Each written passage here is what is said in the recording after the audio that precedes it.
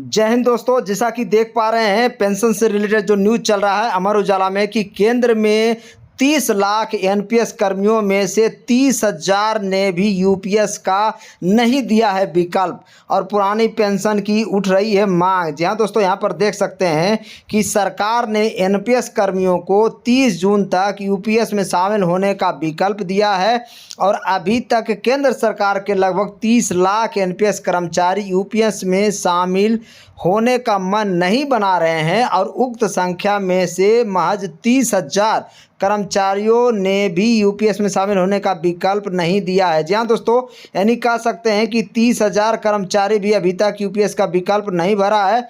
यहाँ पर देख सकते हैं कि केंद्र सरकार में ओपीएस बहाली को लेकर दोबारा से कर्मचारी संगठन लामबंद होना शुरू कर दिया है और सरकार ने एनपीएस कर्मियों को 30 जून तक यूपीएस में शामिल होने का विकल्प दिया है।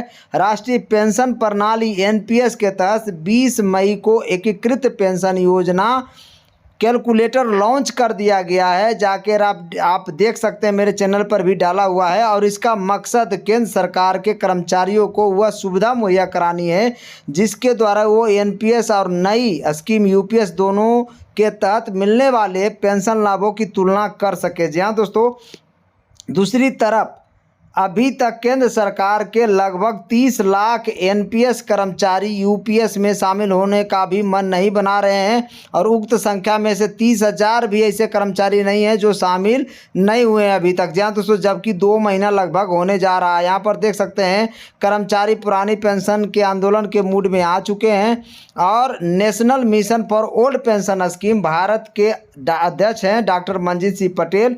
उनका कहना है कि यूपीएस में मौजूदा प्रावधान कर्मियों को रास नहीं आ रहा है। लगभग 2 महीना बीत चुका है लेकिन यूनिफाइड पेंशन स्कीम का चयन करने वालों की संख्या मात्र 2% तक नहीं पहुंची है। ये बहुत बड़ी बात है। मतलब यूपीएस फेल हो चुकी है, पूरी तरह से फेल हो चुकी है। वजह साफ है कि यूपीएस पूरी तरह से अनिश्चित है क्योंकि 25 साल 20 साल पहले यह तय कर पाना मुश्किल है, संभव ही नहीं है कि रिटायरमेंट के समय एनपीएस या यूपीएस में क्या बेहतर है। इतनी लंबी अवधि पे कमीशन, महंगाई भत्ता, दूसरे अलाउंस सब कुछ अनिश्चित होता है। जो लोग रिटायरमेंट के करीब या रिटायर हो चुके हैं केवल वही यह निर्णय ले सकते हैं कि क्या ठीक रहेगा। यहाँ पर देख सकते हैं, बताओ डॉक्टर पटेल, सबसे बड़ी बात यह है कि अगर कोई कच्ची कैलकुलेशन करके फैसला ले भी लेता है तो रिटायरमेंट के बाद वह कितने साल जिंदा रहेगा। यूनिफाइड पेंशन स्कीम में यह सबसे महत्वपूर्ण फैक्टर है। समान अनुमान के मुताबिक अगर कोई कर्मचारी 30 से 35 साल की नौकरी के बाद रिटायर होता है और वह यूपीएस में अपना अंशदान भी निकाल लेता है तो उसका अंतिम सैलरी का 50% की जगह 30% ही पेंशन मिलेगी। ये बहुत बड़ी बात है। अगर आप अपना अंशदान पूरा निकाल लेते हैं यूपीएस में तो 50% पेंशन की जगह पर 30% पेंशन बनेगा आपको। यदि उस कर्मचारी की मौत जल्दी हो गई तो उसकी पत्नी को केवल 18% पेंशन मिलेगा और उसकी मौत के बाद सब बंद हो जाएगा। और इस हिसाब से देखें तो पाते हैं कि एनपीएस के बराबर भी पेंशन लेने के लिए कम से कम रिटायर व्यक्ति को 16 साल जिंदा रहना पड़ेगा। और अब यह गारंटी तो कोई नहीं दे सकता कि कोई व्यक्ति अनिवार्य तौर पर उस अवधि तक जीवित ही रहेगा। अगर सरकार को यूपीएस को जिंदा देखना है तो उसे सेवा काल के दौरान के स्थान पर केवल सेवानिवृत्ति के ठीक पहले इस विकल्प के चयन का रास्ता खोलना पड़ेगा। जब आप रिटायर होंगे उस समय आप एनपीएस यूपीएस का कैलकुलेशन कर लें, उसी समय आप चूज कर सकते हैं। ये ऑप्शन सरकार को देना चाहिए। उस समय रिटायरमेंट होने वाला व्यक्ति अपने परिवार की स्थिति और अपने स्वास्थ्य आदि कारणों से फैसला लेने में सक्षम हो जाता है। पटेल ने इसे एक उदाहरण के जरिए समझाया कि कोई व्यक्ति अगर 2008 से 34 साल की नौकरी करके 2043 में रिटायर हो तो एनपीएस में कुल कॉर्पस 3.5 करोड़ रुपया होगा और अंतिम बेसिक सैलरी देख रहे हैं 3,70,000 होगी और लगभग 28% डीए होगा। और ये अपना कैलकुलेशन बता रहे हैं, क्योंकि मंजीत सिंह पटेल रिटायरमेंट होने जा रहे हैं 2043 में। यहाँ पर देख सकते हैं कि लगभग 28% DA होगा और इसे NPS में 2 करोड़ 10 लाख रुपया मिलेंगे। 70,000 प्रति महीना पेंशन मिलेगी।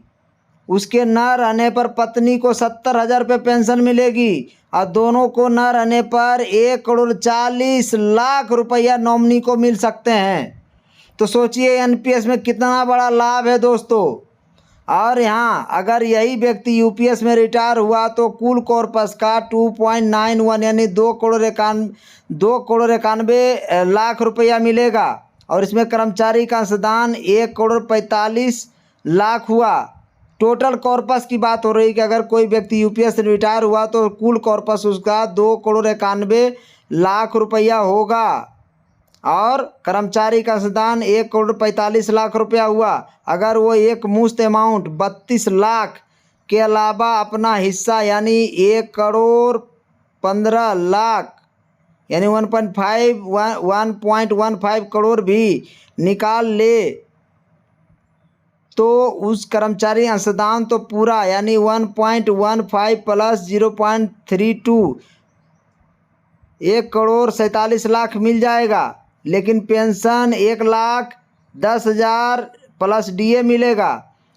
यदि तभी सब फायदे हो सकता है जब कर्मचारी लंबी जिंदगी जिए। अगर उस व्यक्ति का जीवन जल्द ख़त्म हो गया तो उसकी पत्नी को 66,600 रुपये प्लस DA मिलेगा। नॉमिनी के लिए कोई फंड नहीं होगा।